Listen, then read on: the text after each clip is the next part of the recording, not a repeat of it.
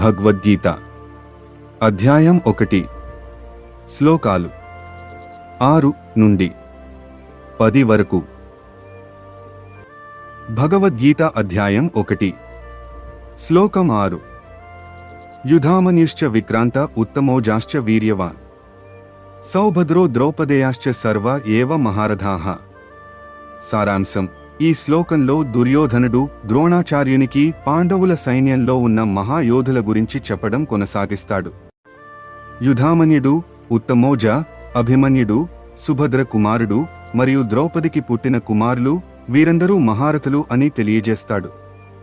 ఇది శత్రు బలాన్ని గుర్తించి చూపిన అతని లోపభూతమైన ఆందోళనను ప్రతిబింబిస్తుంది. ఇందులో యుధామన్యుడు అనగా పాంచాల దేశానికి చెందిన ఓ యువరాజు. అతనికి అర్జునుని రథాన్ని రక్షించే బాధ్యత అప్పగించారు. ఉత్తమోజ అనగా యుధామన్యుడితో సహ పాంచాల వంశానికి చెందిన వీరుడు. ఇతనికి కూడా అర్జునుని రథచక్రాలను రక్షించే పని అప్పగించబడింది. అభిమన్యుడు అనగా అర్జునుని మరియు శ్రీకృష్ణుని సోదరి అయిన సుభద్రకు జన్మించినవాడు, గొప్ప యోధుడు. భగవద్గీత అధ్యాయం 1 శ్లోకం 7. అస్మాకం తు విశిష్టా ఏ తాన్ నిబోధద్విజోత్తమ నాయక మమ సైన్యస్య సన్యార్థం తాన్ బ్రవీమితే. సారాంశం: దుర్యోధనుడు తన వైపు ఉన్న ముఖ్య యోధులను ద్రోణునికి వివరించేందుకు సిద్ధమవుతాడు. తన సేనలోని వీరుల పరాక్రమాన్ని చూపించాలని భావిస్తాడు. ఇది అతని అహంకారాన్ని, ఆత్మవిశ్వాసాన్ని తెలుపుతుంది. తన బలాన్ని వ్యక్తపరచాలనే ప్రయత్నం ఇది. భగవద్గీత అధ్యాయం 1 శ్లోకం 8. భవాన్ భీష్మశ్చ కర్ణశ్చ కృపశ్చ సమతింజయః అశ్వథామ వికర్ణశ్చ సోమదత్తిర్జయద్రథ. సారాంశం: భీష్ముడు, కర్ణుడు, కృపాచార్యులు సమర విజేతలై ప్రసిద్ధులు. అశ్వత్థామ, వికర్ణ, భూరిశ్రవులు సోమదత్తుని సుతుడు వీరుల సమూహం. ఈ యోధులు ధన్యులు, ధైర్యవంతులు, ధర్మరహిత కౌరవ పక్షంలో నిలిచినవారు. దుర్యోధనుడు వీరి శక్తిని ప్రస్తావిస్తూ తన భయం దాచుకుంటున్నాడు. ఇందులో భీష్ముడు అనగా కురువంశానికి చెందిన మహాయోధుడు. కర్ణుడు అనగా సూర్యదేవునికి జన్మించిన మహాయోధుడు.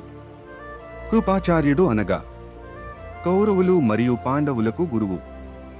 అశ్వత్థామ అనగా ద్రోణాచార్యుని కుమారుడు. వికర్ణ అనగా ధృతరాష్ట్రుని కుమారుడు. భూరిశ్రవ అనగా సోమదత్తుని కుమారుడు. ఈ శ్లోకంలో దుర్యోధనుడు ద్రోణాచార్యునితో వీరందరూ కౌరవులలో మహాయోధులు అని సంభాషిస్తున్నాడు.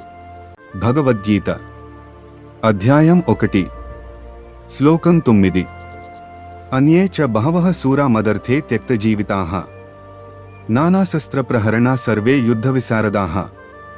సారాంశం: దుర్యోధనుడు ద్రోణునితో చెబుతున్నాడు, నా కోసం ప్రాణాలు త్యజించడానికి సిద్ధంగా ఉన్న అనేక మంది శూరవీరులు ఉన్నారు. వారు వివిధ ఆయుధాలతో శిక్షణ పొందిన యుద్ధ నిపుణులు, పరాక్రమంతో నిండిన యోధులు. దుర్యోధనుడి కోసం ప్రాణాలను సైతం అర్పించగల వీరులు. భగవద్గీత అధ్యాయం 1 శ్లోకం 10. అపార్యాప్తం తదస్మాకం బలం భీష్మాభిరక్షితం పర్యాప్తం త్విదమేతేషాం బలం భీమాభిరక్షితం. సారాంశం: మన సేన భీష్ముని రక్షణలో అపార శక్తితో ఉంది. పాండవుల సేన భీముని రక్షణలో పరిమిత శక్తితో ఉంది. దుర్యోధనుడు తన సైన్యంపై గర్వంతో ఉన్నాడు. భీష్ముని పొగడుతూ భీముని తక్కువగా భావిస్తున్నాడు.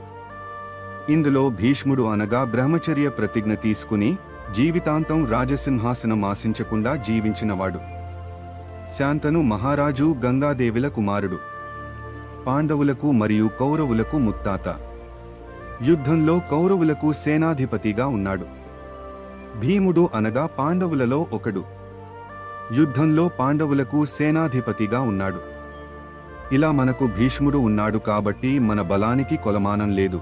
వాళ్లకు భీముడు ఉన్నాడు, అందుకే వారి బలం పరిమితమే అంటూ దుర్యోధనుడు ద్రోణాచార్యునితో ఈ శ్లోకంలో సంభాషిస్తున్నాడు.